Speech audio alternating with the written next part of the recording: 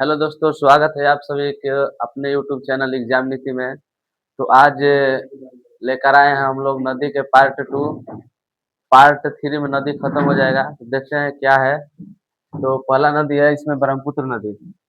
ब्रह्मपुत्र नदी का उद्गम स्थल कहाँ से है? तो तिब्बत के मानसरोवर के चेम युंग डुंग चेम युंग डुंग हिमानी से निकलता है ब्रह्मपुत्र नदी। ब्रह्मपुत्र नदी की लंबाई 2900 किलोमीटर है और यह भारत में केवल 916 किलोमीटर बहती है। ब्रह्मपुत्र नदी 916 किलोमीटर भारत में बहती है।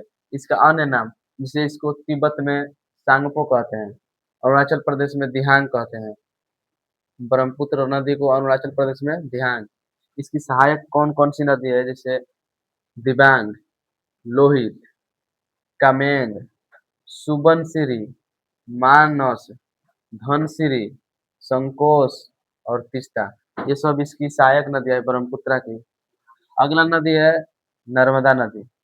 नर्मदा नदी का उद्गम स्थल कहाँ पर है? तो यह विंध्य एवं सतपुड़ा के मध्य। पहले तो नर्मदा नदी है तो दो पहाड़ियों के बीच, एक ऊपर विंध्य है और नीचे सतपुड़ा, इसके बीच में बहती है नर्मदा नदी। इसका उद्गम स्थल अमरकंटक पहाड़ी से है। नर्मदा नदी का उद्गम स्थल अमरकंटक पहाड़ी से है और इसकी टोटल लंबाई 1312 किलोमीटर है। नर्मदा नदी की लंबाई 1312 किलोमीटर है। इस पर एक जलप्रपात है कपिल धारा। कपिल धारा, ऐसे तो बहुत जलप्रपात है इस पे। कपिल धारा जलप्रपात नर्मदा नदी पर है। और ये नदी कहाँ पर गिरती है? तो अरब सागर में गिरती है। और जो नदी अरब सागर में गिरती है वो डेल्टा नहीं बनाती है, एक्सचुरी का निर्माण करती है। तो यह नदी भी एक्सचुरी का निर्माण करती है। अगला नदी ताप्ती है। ताप्ती ताप्ती नदी कहाँ से निकलती है? इसका उद्गम छत्तीसगढ़ के धमतरी जिले के पास सिहवा सिहवा के पास निकलती है। छत्तीसगढ़ के धमतरी जिला सिहवा के पास निकलती है। अगर पूछेगा ताप्ती नदी, अगर ताप्ती नदी को ही छत्तीसगढ़ के जीवन रेखा कहा जाता है। छत्तीसगढ़ के जीवन रेखा किस नदी को कहा जाता है? ताप्ती नदी को कहा जाता है। अगला नदी है लूनी नदी। लूनी लूनी नदी का उद्गम स्थल अजमेर जिले में स्थित नाग पहाड़ी। नाग पहाड़ी कहाँ पर स्थित है? तो अजमेर अजमेर में नाग पहाड़ी स्थित है। और कहाँ से निकलती है लूनी नदी? तो अजमेर जिले में स्थित नाग पहाड़ी, यह पुरुषपुर के समीप सरस्वती तथा सागरमती नदियों के रूप में हुआ है। इसका निर्माण दो नदियों के रूप में हुआ है, एक सरस्वती और दूसरा सागरमती। दो नदियों के रूप में इसका निर्माण हुआ है, एक सरस्वती और सागरमती। कौन नदी? लूनी नदी का निर्माण। अगर सवाल पूछ देगा कि भारत में ऐसी कौन सी एकमात्र अंतर्वाही नदी है, अंतर्वाही कौन सी नदी है, तो हम लोग कहेंगे लूनी नदी। लूनी एकमात्र अंतर्वाही नदी कौन सी है? लूनी। लूनी लूनी की सहायक नदी कौन सी है? तो सुकरी, जवाई, जुजारी। लूनी की सहायक नदी सुकरी, जवाई और जुजारी। अगला नदी है बनास। बनास बनास नदी का उद्गम स्थल खमनोर की पहाड़ी। अगर सवाल पूछेगा बीरो का मठ किसको कहा जाता है? बीरो का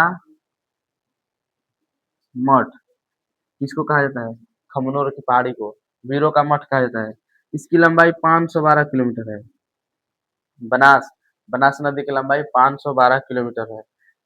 इसका सवाल है कि एकमात्र ऐसा नदी है जो राजस्थान के एक चक्र पूरा कर लेती है, मतलब राजस्थान में भ्रमण करती है। कौन नदी? बनास नदी।